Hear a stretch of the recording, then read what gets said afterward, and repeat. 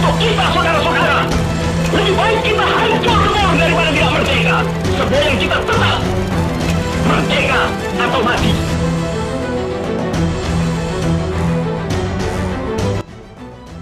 Selamat sore Pak, selamat sore teman-teman. Selamat sore. Kita kembali lagi di podcast kami kali ini. Kali ini spesial kami hadir khusus untuk menguraikan proses pergerakan nasional di Indonesia bersama dengan narasumber kami, Bapak Yosep, selaku dosen sejarah dari Universitas Unflor. Nah, hari ini yang hadir bersama kami akan menemani kita untuk menyampaikan fakta-fakta unik terkait pergerakan nasional di Indonesia. Baik, selanjutnya saya akan serahkan kepada teman saya. Baik, sesuai dengan catatan yang kami himpun, pergerakan nasional merupakan istilah yang digunakan pada fase sejarah Indonesia dalam mencapai kemerdekaan. Pergerakan nasional terjadi dalam kurun waktu 1908 sampai 1945.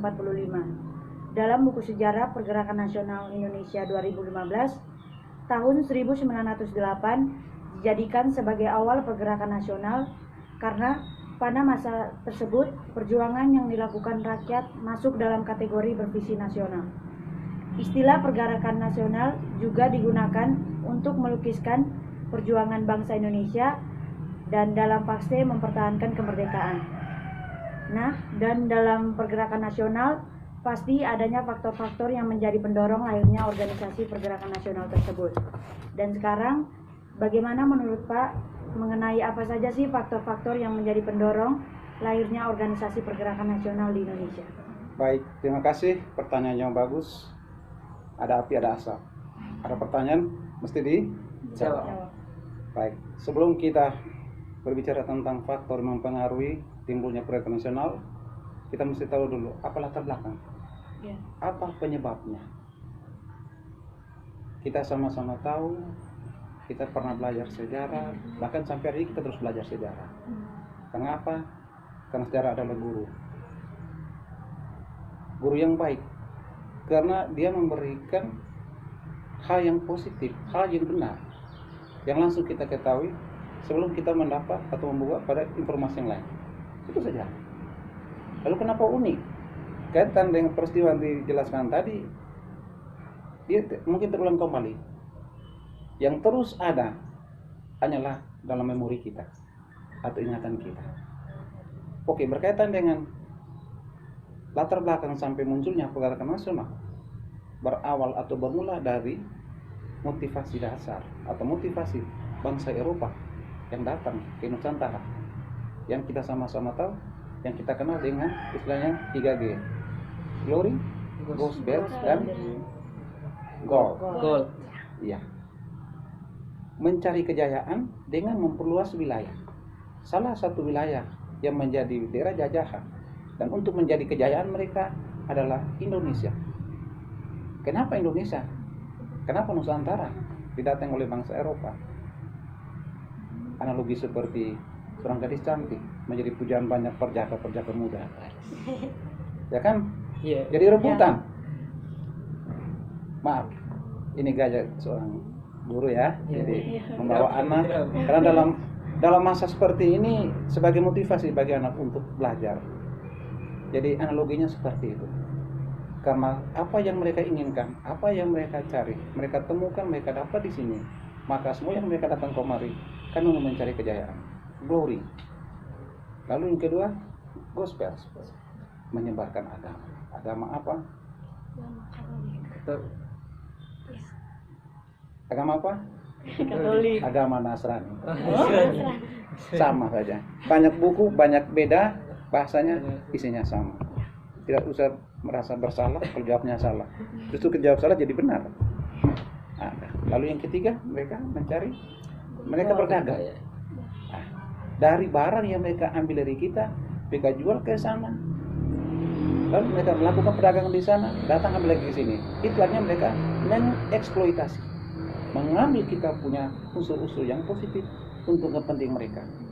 Dalam kurun waktu tahun 1908 sampai 1945, Itu sebuah rentang waktu yang sangat panjang. Di tahun 1908, perjuangan, perlawanan, pergerakan dilakukan oleh masyarakat Indonesia bersifat kedaerahan. Bapak Yos kasih contoh dengan peristiwa lokal. Kita orang Ende, pimpinan Marilonga Barnuri, ayo kita angkat senjata berjuang melawan Belanda. Berapa sih kekuatan kita untuk melawan Belanda? Yang senjatanya jauh lebih canggih daripada kita. Kita orang NTT tingginya kita 1 cm, orang Belanda yang 2 meter. Dari itu saja kita sudah kalah. Nah, jadi kenapa kita bangkit? Kenapa kita harus melawan? Jadi kembali ke pertanyaan tadi, apakah ada faktor yang mempengaruhi? Iya, ada faktor yang mempengaruhi sehingga lahirnya pergerakan nasional. Yaitu ada 2 faktor. Pertama, faktor eksternal atau faktor dari luar. Faktor dari luar itu apa? Faktor yang mempengaruhi penderitaan rakyat, yaitu kolonialisme yang dilakukan oleh bangsa Eropa dengan program 3G tadi. Ya. Lalu yang kedua, karena ada penyebab, pasti ada akibatnya. Mereka datang sudah ambil kita punya barang, maling kita punya barang, lalu siksa lagi kita. Akhirnya kita menderita. Siapa sih yang mau menderita terus? Aku tak ingin aku menderita. Ya, kalau terlalu menderita maka kita harus berjuang. Tetapi kalau perjuangan sendiri-sendiri sampai kapanpun tidak akan pernah bawa hasil. Ya, makanya kita harus bersatu. Harus bersatu. Orang tua bilang bersatu seperti ekor bau. Memang kalau buang kotoran itu kayak kutar ya. Beda dengan kami kayak kacang goreng ya. Satu keluarnya. Ya. Itu sebenarnya punya makna kalau kita melihat fenomena yang terjadi di kehidupan kita setiap hari. Memang pintas kita lucu, tapi kalau kita renung, kenapa? Contoh seperti itu nih. Jadi itu faktor luar itu karena dijajah, dan faktor dalam karena kita dijajah. Faktor eksternal kita dijajah oleh bangsa Eropa, sedangkan faktor dalam kita menderita karena kita dijajah. Kita dijajah secara lahir batin. Penderitaan kita alami itu penderitaan fisik. Ada yang sakit, ada yang meninggal. Karena apa? Karena program-program yang kolonial lakukan itu seperti kerja prodi, tanam paksa, itu hanya membawa kepentingan untuk mereka. Kita zero. Apa yang kita alami? Sakit. Bahkan sakit sampai di sini. Nah, itu yang namanya sakit batin ya. Karena itulah mari kita bersatu. Kita melawan bersama-sama. Selangkah kita maju. Seperti itu. Lanjut dengan pertanyaan. Baik, dengan penjelasan Pak ini, jadi saya juga ingin bertanya bagaimana proses atau jalannya pergerakan nasional yang terjadi di Indonesia ini. Oke, proses pergerakan nasional yang terjadi itu berlatar belakang dijajah. Kita belum paham, kita belum mengenal, pikiran kita belum terbuka, mata kita masih menutup yang disebut dengan sifat kedaerahan. Salah satu program yang dilakukan oleh kolonial adalah edukasi, pendidikan. Hasil daripada pendidikan itu lahirlah golongan 1 terpelajar, 2 para profesional, yang ketiga pers. Golongan terpelajar ini punya pikiran sudah maju, mereka melihat kita ini terus menderita, kalau gitu kita harus melawan. Nah, maka hasrat, niat, ikhtiar muncul dengan membentuk organisasi yang modern, yang berwawasan nasional. Salah satunya Budi Utomo yang dibentuk pada saat itu. Jadi dijajah, menderita, muncul rasa persatuan, bentuk organisasi untuk menggerakkan. Tidak saja yang kaum laki-laki, tetapi juga para Serikandi. Siapa mereka? Raja Ani Kartini. Siapa mereka? Dewi Sartika. Ya. Jadi kalau kami laki-laki bilang kami sendiri yang berjuang, itu laki-laki yang lupa akan jasa seorang wanita. Itu memang laki-laki tidak pantas kalau dia melupakan anak perempuan ya. Itu laki-laki tidak jantan itu. Tidak bagus ya. Padahal yang makan itu perempuannya masak ya. Lanjut. Ini Kaum Budi Utomo ini nih Heeh. sebenarnya dibentuk untuk pergerakan nasional ini dibentuk oleh siapa saja? Budi Utomo itu jadi ceritanya berawal dari politik etis, politik balas budi, ya, yang dijalankan oleh pemerintah kolonial dengan cara mendirikan sekolah-sekolah. Lalu dari sekolah-sekolah itu lahirlah golongan. Tetapi dalam proses pembelajaran, yang menjadi siswa-siswa, kita orang rakyat jelata, kita sekolah di nomor 2. Itu disiapkan untuk pegawai rendah. Katakan ya, kalau di kantornya untuk antar surat, sapu, label, Ya begitu. ya. Lalu dibuka kelas 1 untuk golongan menengah. Yaitu yang mungkin kerjanya ya untuk perintah kita lah. Lalu bagaimana dengan mereka orang rupa sendiri? Mereka kelas yang istimewa. Mungkin karena kita hitam, tidak menarik untuk mereka. Tapi kalau kita amati, kita lebih menarik dari mereka. Jadi disitulah rasa penderitaan yang berkepanjangan, ya, ingat akan masa lalu yang jaya. Lalu kemudian Dr. Wahidin Sudirohusodo yang kita lebih kenal dengan nama Dr. Utomo, dia itu adalah salah satu dari kaum terpelajar. Bersama teman-temannya mereka mendirikan sebuah organisasi yang kita kenal dengan nama Budi Utomo. Apa tujuannya? Menggerakkan kita semua, walaupun kita saat itu belum ada, dan kita belajar dari mereka. Jadi pesannya berantai, estafet. Kalian yang generasi berikut ingat di depan kami sudah buat. Ibaratnya kita jalan masih ada setapak kan? Itulah sejarah ya. Oke, bagaimana lanjut ya?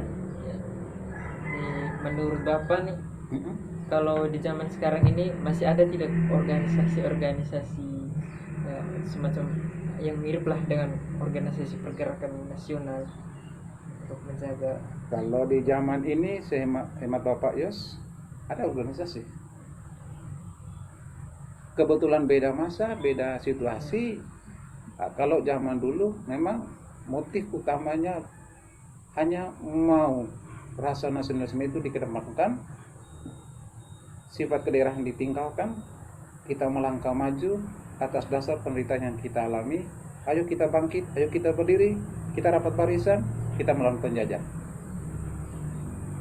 Dulu melawan penjajah dalam tanda petik dilakukan secara fisik dan juga otak, akal sehat. Kalau kita sekarang lebih banyak dengan akal sehat. Ya. Namun karena terlalu sehat tadi, sehingga ada yang sampai tidak kurang sehat. Paham itu maksudnya? Jadi kalau kita lihat misalnya hal-hal yang kita lihat sepintas lihat di televisi misalnya, ada kebijakan dari pimpinan kita, pimpinan tertinggi, mereka lembaga negara kah atau kepala wilayah, sering dilakukan protes. Kalau memerlukan suara, punya aturan, diberi kebebasan, silakan berbicara. Tetapi paling kurang kita bicara karakter orang berbudaya adalah berbicara dalam tatanan etika yang baik dan benar. Jadi bagi saya yang saya lihat selama ini, macam mahasiswa atau golongan muda memberontak itu baik adanya. Itu saya setuju. Tetapi dalam tataran yang sehat. Artinya kita duduk, kita berbicara, dipanggil, kita duduk, kita omong satu persatu. Kalau kita generasi mau mengeluarkan suara dan mau ingin didengar, bagi saya sederhana aja, dengar dulu. Kalau mau didengar, dengar. Kalau mau dicintai, cintai. Kan begitu ya? Iya. Kalau kita mau membenci, kalau Anda membenci, siapa pun siap dibenci. Yang mau benci akan dibenci. Yang mau fitnah akan difitnah. Kalau mau didengar, dengar dulu. Jadi begitu, menurut Bapak. Tidak ada yang salah generasi muda zaman ini mengeluarkan pendapat pernyataan. Asalkan dalam koridor-koridor. Ingat, orang Indonesia adalah orang berbudaya. Orang yang tahu tata cara, tata krama, etika, sopan santun. Orang tua tidak pandang tidak selamanya benar menurut saya. Kami orang tua biasanya ada yang kayak otoriter. Apa kau? Salah itu. Coba kalau anak omong, kau bisa. Tapi terkadang juga anak juga akhirnya mama juga bisa emosi. Iya. Mari kita refleksi. Bapak Yo tidak bermaksud singgung anak bertiga. Tapi itulah karakter anak. Dan itu kalau bagi saya membuat saya semakin bijaksana. Ya. Pokoknya saya di rumah anak laki semua lebih onar, tetapi saya mendidik mereka seperti di rumah ada anak perempuan, sehingga saya tidak terlalu masalah dengan mereka. Seperti itu. Dilanjutkan pertanyaan, masih ada, silakan. Saya senang untuk bercerita. Jadi di masa sekarang, jadi pergerakan nasional itu kan pasti didasari oleh perasaan dan ikatan, misalnya rasa sama-sama, Rasa ya, sama-sama, sama-sama, ya. Bah, Sama-sama menderita, ya, sama-sama menderita ya. begitu. Sama-sama sakit, Jadi di karena ada yang menyakiti kan. ya, benar. Jadi di masa sekarang ini nih kayaknya ada banyak perpecahan gitu, macam karena masalah agama, budaya, kira-kira. Jadi ini kayaknya kalau bangsa orang-orang mau menghancurkan kembali bangsa Indonesia, kayaknya bisa. Kira-kira bagaimana untuk mempertahankan ini rasa persatuan yang ada Oh ya. di bangsa kita? Jadi tipsnya tidak rumit.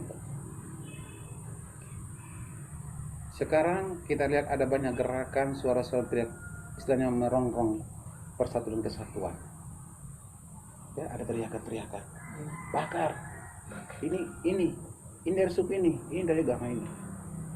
Bahasa, kata-kata, hasutan semacam itu hanya mau memecahkan rasa persatuan kesatuan kita. Disinilah peran anak generasi. Belajar dari para pendahulu, terpelajar pada tahun-tahun yang sudah lewat, hanya dalam kenangan dalam sejarah kita baca. Mereka mengedepankan rasa persatuan kesatuan. Salah diperbaiki, keliru minta maaf. Mari kita perbaiki yang salah. Memang itu sebuah dinamika yang sekarang sedang terjadi. Para pendiri bangsa sudah omong bahwa kita ini satu nusa, satu bangsa, satu bahasa. Golongan muda 28 Oktober sudah mengikrarkan Sumpah Pemuda. Dari Aceh sampai Rote, kitalah warga bangsa. 1000 pulau yang jumlahnya 16.720 adalah milik bangsa kita. Mari kita sama-sama jaga. Apapun kesalahan, apapun keliruan bisa disampaikan, dan itu wajar. Asalkan kembali kita ini orang beretika, orang beradab, disampaikan dengan cara yang santun, cara yang baik. Kalau kita ingin berdamai, ya kita berdamai. Tapi kalau ingin berperang, tidak pada zamannya lagi. Ya, kalau perang otak ya silakan, mari kita duduk, kita berdiskusi. Ini salah, ini benar. Itu lumrah. Kita ini manusia tidak sempurna kan? Ya. Bapak Yos yang ngomong itu, walaupun dosen, tapi belum tentu benar sekali. Tapi saya lebih banyak berefleksi. Saya lebih banyak membuka memori lama saya. Ya macam menceritakan seperti ini, terkadang saya harus baca ulang. Tapi kalau saya bicara dari apa yang dari otak saya, dari buku yang saya baca, tidak usah buku-buku. Bapak punya banyak buku cerita yang mungkin sekarang ditayangkan pada saat tertentu. Misalnya peristiwa PKI yang hilang muncul. Lalu ada Serang 1 Maret Kota Surakarta. Lalu ada lagi peristiwa 10 November Bung Tomo membakar semangat pemuda Surabaya. Karena apa? Belanda menaikkan bendera merah putih di Hotel Yamato. Rabik yang biru kesturun. Ya. Mau peluru menembus dadaku, aku tak gentar. Yang penting Ibu Pertiwi aku selamatkan. Terus begitu. Komitmen. Masih ada? Dari saya. Iya. Kayak mengapa organisasi-organisasi kepemudaan pada masa pergerakan nasional lebih menonjolkan unsur-unsur kedaerahannya? Tadi Bapak sudah bilang, mereka menunjukkan hemat Bapak Yos dan pengetahuan yang saya miliki, rasa nasional sedikit pun tidak terbayang dalam pikiran kita. Padahal kita hidup dalam sebuah wilayah negara. Rasa nasional belum muncul. Kenapa? rasa kedaerahan lebih diutamakan. Karena dari itu kita melihat saya ini orang daerah. Padahal yang jadi nasional kan dari daerah. Jadi rasa kedaerahan itu lebih nampak itu karena memang semua warga bangsa yang pada masa penjajahan itu kita berjuang untuk melawan penjajah yang bersifat kedaerahan tadi. Wujud bersifat kedaerahan, kita berjuang sejarah masing-masing. Tadi Bapak bilang, kita orang Ende, Marilonga dengan Baranuri. Angkat parang, angkat senjata, supele, ayo kita berperang. Orang mau meret dengan TK ikunya sana nonton. Padahal kita ini sama-sama orang Indonesia. Jadi kita banyak suku bangsa, sikap kedaerahan kita yang menonjol. Tapi kita bersuku dalam perjalanan waktu akibat politik etis yang dijalankan oleh pemerintah Belanda tadi. Lahirlah golongan terpelajar. Mereka menyadari, mereka mengerti pikiran mereka yang pada awalnya bersifat kedaerahan lebih menonjol, akhirnya muncul rasa persatuan kesatuan. Karena dengan rasa persatuan dan kesatuan kita bisa memperoleh kemenangan. Penjajah bisa kita halau dari bumi pertiwi ini. Kemerdekaan bisa kita peroleh dengan cara kita. Kita tidak bisa sendiri-sendiri dengan namanya melawan musuh. Ya, kalau kita sendiri-sendiri kita bercerai-berai seperti kambing. Bercerai-berai. Pernah lihat kambing buat kotoran? Turun satu. Kacang goreng kan? Itu analogi. Bapaknya gaya begini kalau ngajar. Jadi masih ada pertanyaan, silakan, tidak apa-apa. Mungkin sekian saja pertanyaan dari kami. Jika ada salah kata atau apa, tolong dimaafkan. Jadi untuk teman-teman nanti yang akan menonton video podcast kami, mungkin hasilnya kurang memuaskan atau bagaimana, harap dimaklumi saja karena ini baru pertama kali. Sekian dan terima kasih dari kelompok kami. Baik, sebelum kita mengakhiri ini, saya secara pribadi Bapak Yusuf Husi mengucapkan terima kasih atas kebersamaan. Perjumpaan sore hari ini yang menyenangkan. Ya, kalau ada jarum yang patah jangan simpan di hati. Kalau ada kata yang salah jangan dibawa pergi. Biarkan selesai di sini saja. Selamat sore, salam sehat, sampai jumpa. Iya, Pak. Terima kasih.